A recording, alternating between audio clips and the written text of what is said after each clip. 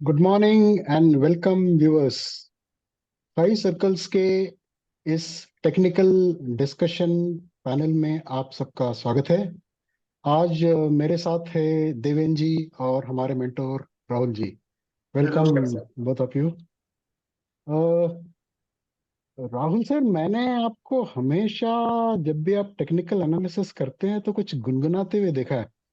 तो मुझे लगता है शायद आप कोई ऐसे गाने गुनगुनाते होंगे जो स्टॉक मार्केट से कुछ मिले जुले होंगे इनकी समस्याओं से।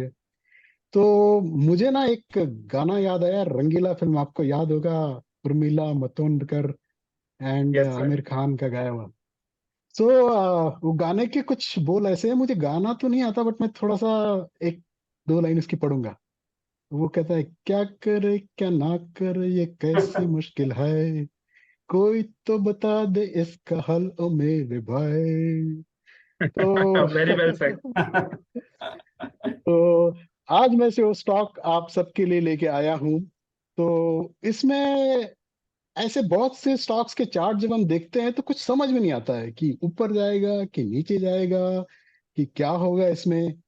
तो इसी गुत्थी को सुलझाने के लिए मैं आप सबको वेलकम करता हूँ फाइव सर्कल्स की इस पाठशाला में, जहां हम अर्निंग के साथ साथ लर्निंग का पार्ट भी आप सबको पढ़ाते हैं।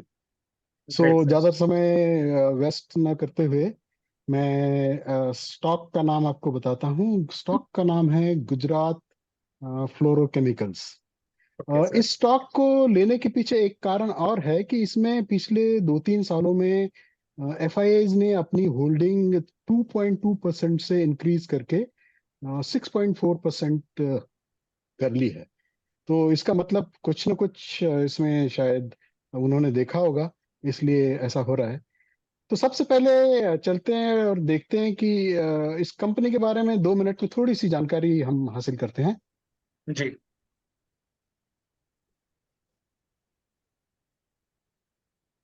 तो चार्ट आपको विजिबल है? Yes sir. Clearly visible. Okay. सो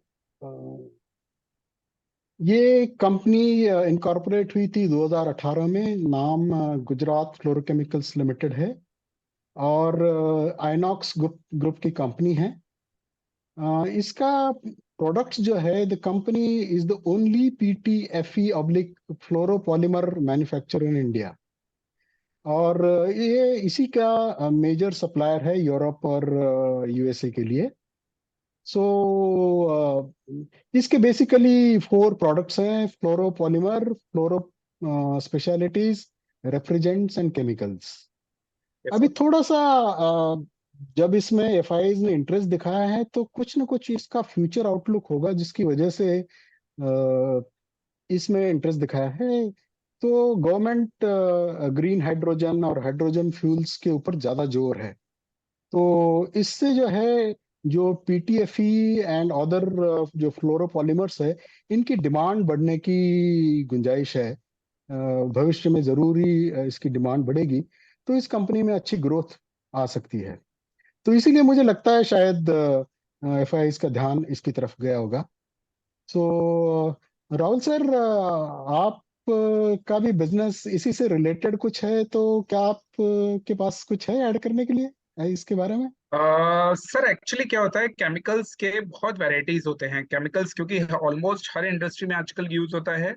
तो जिन केमिकल्स में सर मेरा फैमिली बिजनेस है वो डाइज वाले केमिकल्स होते हैं। और ये जो केमिकल आप बता रहे हैं सर, ये वो वाले केमिकल्स हैं जो कि कोई फ्यूल लगाने में या आपका शायद पॉलीमर्स में उनमें यूज होते हैं, which is very different from my industry chemicals. Okay, okay, right sir. Okay, okay. So अभी चलते हैं। मैं इसमें एक्चुअली हम इसमें शॉर्ट टर्म ट्रेड लेंगे, लेकिन उसकी थोड़ी सी इंट्रिकेसी समझने के लिए ना पहले हमको मंथली चार्ट के ऊपर जाना पड़ेगा।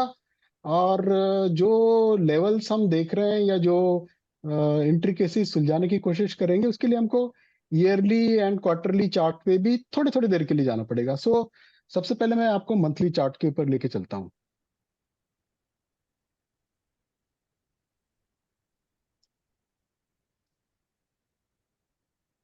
ये है मंथली चार्ट। सबसे पहले इसका थोड़ा सा नेचर हम देख लेते हैं। इसमें जो है इनिशियली करीब 71% का फॉल आया था। फिर जो है इसमें करीब 1700% की अपसाइड आई थी, अमेजिंग अपसाइड। उसके बाद में थोड़ा सा कंसोलिडेशन एंड इसमें गिरावट आई है।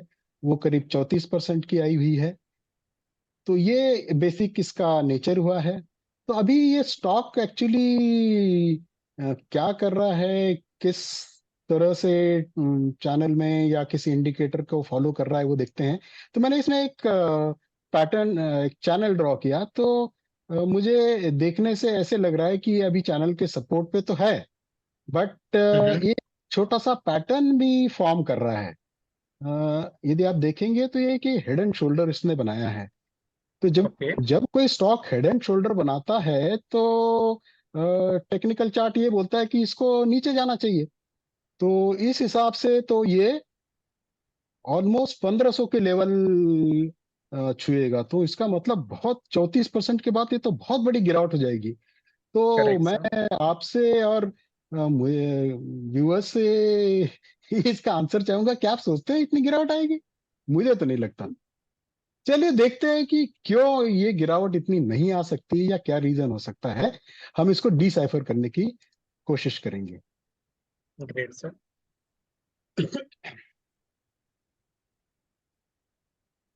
एक मिनट में इसको हटा देता हूँ, ट्रेंड लाइन को। लेकिन साथ में मैं दूसरे चार्ट पे जाऊं उससे पहले आपको थोड़ा सा ये बता दूं कि हम इसमें सब्सिक्वेंटली क्या देखेंगे। मतलब इसमें ये हो सकता है यहाँ तक की अपसाइड हो, या उसके बाद में ये ऊपर तक की अपसाइड हम देखेंगे। बट कैसे और क्या, इसके लिए हम चलते हैं सबसे पहले ईयरली चार्ट के ऊपर।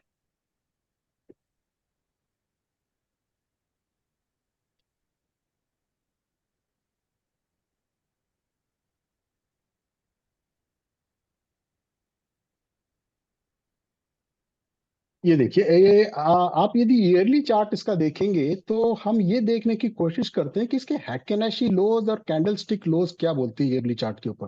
क्योंकि वो एक डिसाइसिव लेवल होगा जहां से स्टॉक के नीचे गिरने की उम्मीद नहीं होगी। तो यदि आप करंट कैंडल स्टिक का लो देखेंगे तो ये करीब 2534 है।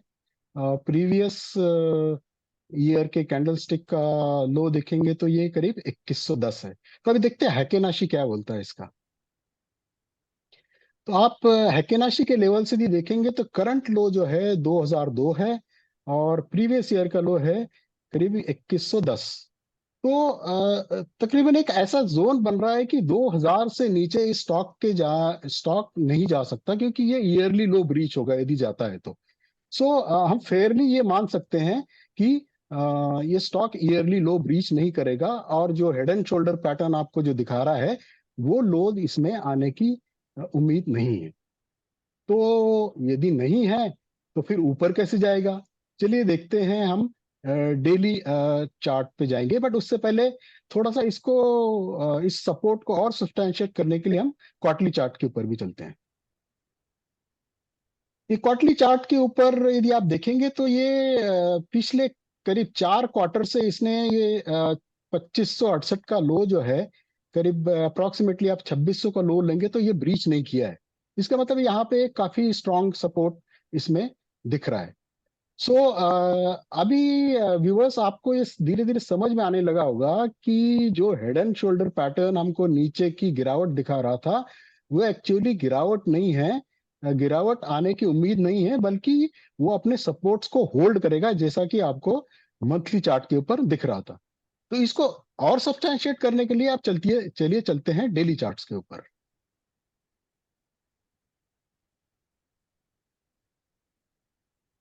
ये मैंने आपके लिए डेली चार्ट यहाँ पे लगाया है। सबसे पहले मैं एक इसमें ट्रेंड लाइन लगा रहा हूँ, जो कि काफी लॉन्ग टर्म सपोर्ट इसमें दिख रहा है। ऑलमोस्ट जो है ये पिछले कई सालों से जो है ये इस सपोर्ट को रिस्पेक्ट कर रहा है। और यदि आप यहाँ पे देखेंगे, एक छोटा सा बाउंस बैक भी यहाँ से इसने शुरू कर दिया है। यदि आप नीचे आरएसआई के ऊपर देखेंगे तो आरएसआई ने भी अपने लॉन्ग टर्म सपोर्ट के ऊपर से बाउंस बैक देने की दिया है। सो सिमिलरली एक ये छोटा सा एक रेसिस्टेंस भी दिख रहा है, या इसको आप पैटर्न भी बोल सकते हैं, जो कि एक सिमेट्रिकल ट्रायंगल हो सकता है। सो और एक चैनल भी इसमें मैंने डेली के ऊपर ड्रॉ किया है, तो चैनल का सपोर्ट भी यहाँ पे आ रहा है। तो अभी आप देखिए, मैंने कितनी जगह से आपको ये चीज प्रूव करने की कोशिश करी है कि यहाँ से ये स्टॉक नीचे नहीं जाएगा, यहाँ से इसके बाउंस बैक की ही उम्मीद है। जिसमें मैंने आपको ईयरली चार्ट, क्वार्टरली चार्ट और डेली चार्ट के ऊपर ये support as well as channel के माध्यम से आपको ये बताने की कोशिश की कि ये चार्ट यहाँ से, ये स्टॉक यहाँ से ऊपर जाएगा। तो ये पर्टिकुलर इसमें पैटर्न भी बन रहा है, तो पैटर्न ये बुलिश पैटर्न है, इससे भी इसके ऊपर जाने की उम्मीद है। सो ये हो गया मेरा एक short and sweet quick analysis. अब देखते हैं कि इसमें ट्रेड क्या ले सकता है, या ट्रेडिंग आइडिया क्या हो सकता है। चूंकि हम लोग से भी रजिस्टर्ड एनालिस्ट नहीं है, तो हम आपको ट्रेड नहीं दे सकते, बट ट्रेडिंग आइडियाज दे सकते हैं। तो देखिए, अभी सपोर्ट है, सपोर्ट से इसने ऑलमोस्ट बाउंस बैक किया है। तो पहला जो इसमें ट्रेड आप ले सकते हैं, वो करंट लेवल से करीब आपको 21% की रिटर्न मिल सकती है, जो कि इसका जो ये पैटर्न बना है इसके रेसिस्टेंस के ऊपर है। सो ठीक है सर। यदि थोड़ा सा और आपके पास पेशेंस है, तो ये चैनल के मिड पॉइंट के तक आपको ले जा सकता है, जिसमें आपको 33% रिटर्न मिलने की उम्मीद है। और यदि कोई इसको थोड़ा सा और समय देना चाहेगा, तो ये चैनल के ऊपर के लेवल को टच करेगा, जिसमें कि करीब 62% रिटर्न की उम्मीद है। जी। तो मेरी तरफ से ये एक शॉर्ट एंड क्विक एनालिसिस था इस स्टॉक के बारे में। राहुल सर, देवेन जी, आपके यदि दर्शकों की तरफ से कोई सवाल हो या आप कुछ ऐड करना चाहे, तो you are most welcome. Alright, sir. I would like to ask, first of all, thanks a lot for this beautiful analysis. And एक क्वेश्चन सर जरूर दिमाग में आता है आपके एनालिसिस देखने के बाद कि सर बहुत सारे पैटर्न होते हैं जो फेल हो जाते हैं, तो क्या ये जो हेड एंड शोल्डर आप ये बोलना चाहते हैं ये फेल हो जाएगा, ऐसा है कुछ? या हम ये मान के चलें कि हेड एंड शोल्डर है ही नहीं, क्योंकि आप ईयरली लो जो है वो आप 2000 दिखा रहे हो और हेड एंड शोल्डर का टारगेट 1600 1400 आ रहा है। तो आप हेड एंड शोल्डर से पहले ईयरली जो सपोर्ट है उसको, ईयरली जो सपोर्ट लेवल्स हैं 2000 के, आप उसको इंपॉर्टेंस दे रहे हैं सर, ऐसा है? हाँ जी, मैं yearly, quarterly and in fact daily पे जो लॉन्ग टर्म सपोर्ट है, इसको ज्यादा इंपॉर्टेंस दे रहा हूँ, रादर देन जो बेरिश पैटर्न है उसको। क्योंकि जी। जब भी जो भी हमने सीखा है कि जब भी पैटर्न रेसिस्टेंस के ऊपर, या मतलब रेसिस्टेंस के ऊपर बुलिश पैटर्न हो, या सॉरी सपोर्ट के ऊपर जब ये बियरिश पैटर्न बनते हैं, तो लॉन्ग टर्म सपोर्ट के ऊपर ये फेल होने की ज्यादा प्रोबेबिलिटीज होती है। ओके। तो तो जैसे ओम प्रकाश जी, मैं इसको ऐसे बोलना चाहूंगा।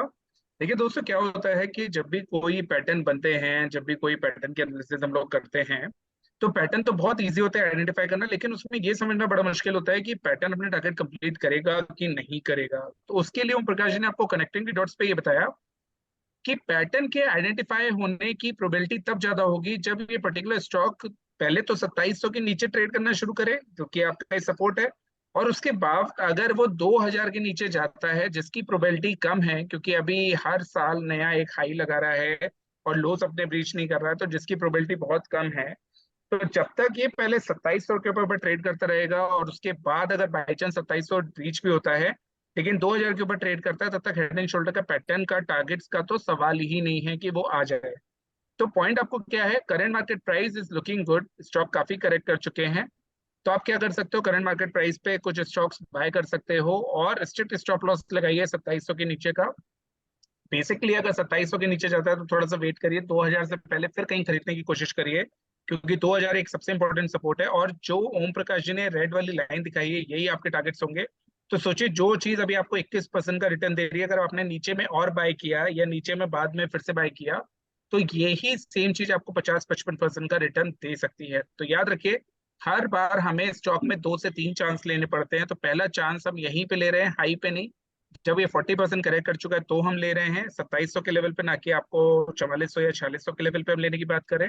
तो जब भी 2700 40% गिरने का 2700 के लेवल पे आप बाय करें तो थोड़ा बहुत रिस्क होता है। अगर वो रिस्क काम कर गया तो आपको 20-21% यहीं से मिल जाएगा। नहीं किया तो नीचे आने पे 2100-2200 के लेवल से आप फिर अगर बाय करते हैं इसको और नहीं छोड़ते हैं, तो डेफिनेटली आपके करीबन करीबन जो ओम प्रकाश जी ने रेड लाइन दी है वहां तक आपका 40 से 50% का प्रॉफिट हो जाएगा आराम से। Right sir? Thank you Rahul sir. Great sir. Om Prakash ji, तो हाँ जी, बोलिए। और आपने बहुत ही अच्छे से एनालिसिस समझाया और उसका flip side of the view दिखाया व्यूअर्स को कि मार्केट में क्या चल रहा है और हमारा व्यू, हमारा देखने का तरीका किस हिसाब से हम दोनों साइड दिखा दिखा रहे हैं। और मैं અમારા ગુજરાતી ભાઈઓને કહેવા માંગુ છું કે કંપની ગુજરાતની બહુ સારી છે અને એનું કંપનીનું નામ પણ સારું છે, તો આ કંપનીમાં જરૂરથી ઇન્વેસ્ટ કરવાની કોશિશ કરજે ને ટ્રેડ અમે જે સજેસ્ટ કર્યું એ પ્રમાણે ટ્રેડ લઈને અમે પ્રોફિટ સારો એવો કવર કરશે। ग्रेट। थैंक यू देवेन जी। तो मैं व्यूअर्स से आग्रह करूंगा कि यदि आपको हमारी एनालिसिस अच्छी लगी, इसमें कुछ अर्निंग के साथ साथ लर्निंग भी यदि आपकी हुई है, स्टॉक्स की इंट्रिकेसीज को हम कैसे डिसाइफर करते हैं यदि आपने ये देखा है, तो हमारे चैनल्स को सब्सक्राइब कीजिए, यूट्यूब चैनल्स को, टेलीग्राम चैनल्स को, ट्रेडिंग व्यू में हमारे चैनल्स को सब्सक्राइब कीजिए। हमारे वेबिनार्स सेमिनार्स में पार्टिसिपेट करिए, हमारे लर्निंग मॉड्यूल्स करिए, जरूर अर्न करेंगे। और इसी के साथ मैं आज का एनालिसिस खत्म करता हूँ। Thank you. Thank you. Thank you thank very you, much. Thank you sir.